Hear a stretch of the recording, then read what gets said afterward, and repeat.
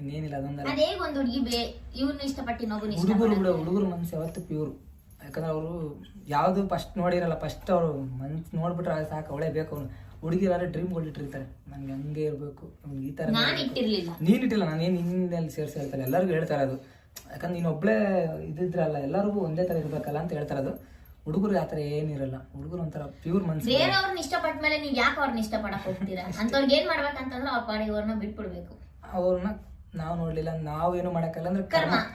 ನಿಮಗೆ ಅವ್ರು ಮೋಸ ಮಾಡೋದಂದ್ರೆ ಅವ್ರಿಗೆ ಮೋಸ ಮಾಡೋರು ಇನ್ನೊಬ್ರು ಇದ್ದೇ ಇರ್ತಾರೆ ಅಷ್ಟೇ. ಲಾಜಿಕ್ ಅಷ್ಟೇ ಇರೋದು, ದೂರ ಎಲ್ಲೂ ಹೋಗಲ್ಲ, ಅವ್ರಿಗೆ ನಿಮ್ ಕಣ್ಮುಂದೆನೇ ಸಿಗ್ತಾರೆ ಅಷ್ಟೇ.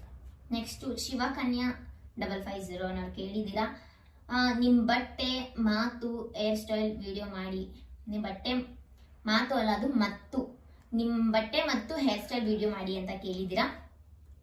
ನನ್ ಡ್ರೆಸ್ ಕಲೆಕ್ಷನ್ಸ್ ಮಾಡೋ ಅಷ್ಟು ಡ್ರೆಸ್ ನನ್ನ ಹತ್ರ ಇಲ್ಲ, ಬಟ್ ಹೇರ್ ಸ್ಟೈಲ್ ಬ್ಲಾಗ್ ಖಂಡಿತ ಮಾಡಿ.